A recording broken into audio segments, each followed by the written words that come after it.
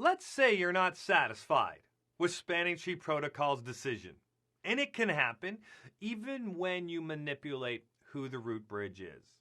So for example, let's say switch 2 is our root bridge. Switch 2 is the root bridge, and as a result, the decision was that this port is blocked on the dual links we have. So we're not using ether channel here, but that port is blocked. What if you want that port to be the root port instead, and this port to be blocked? How could you manipulate the links on an individual by individual basis so you can control the root ports and the designated ports if you must? Well, it comes down to the decision-making process of cost first. What's second? Do you remember? Looking at the upstream bridge ID. And what is third? Examining the upstream port ID.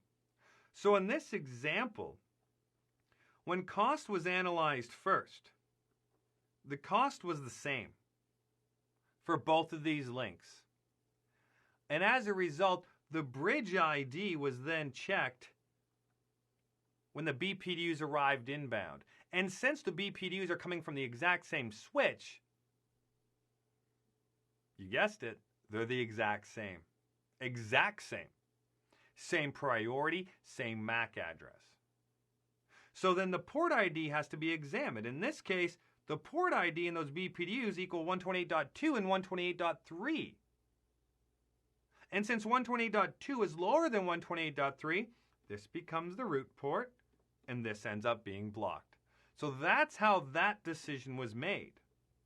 So it's important that we remember cost versus bridge ID versus port ID in that order.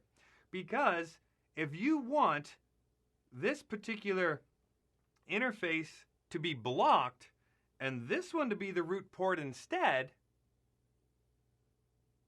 then you can go to switch 3 and say, I want your cost to be 50. And by specifying that as a value lower than Ethernet 0/1, this becomes the root port and this becomes the block port. So you have the ability to access that switch and modify the cost and manipulate which link is being utilized. But what if I gave you a scenario that said you were not permitted whatsoever to modify any values on switch 3? How could you make this port blocked Ethernet 0/1 and Ethernet 0/2 forwarding as a root port without modifying switch 3? Well, remember the decision-making process. Cost was checked first. So cost is tied at 100. It's tied. Bridge ID is tied because the bridge protocol data units are coming from the exact same switch inbound on fast Ethernet 0/1 and inbound on fast Ethernet 0/2. So the bridge ID is tied. You look at the port ID, and Ethernet 0/1 has the lower port ID. So it's the port ID that wins. So what if you modify the port ID on switch 2?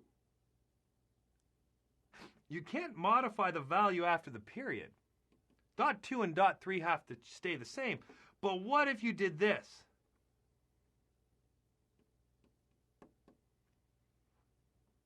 So you changed it to 64. And therefore the new port ID is 64.3.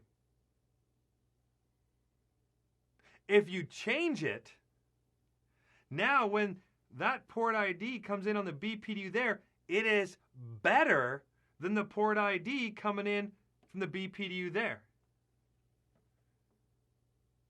And what does that mean? This is now the root port, and this is the block port.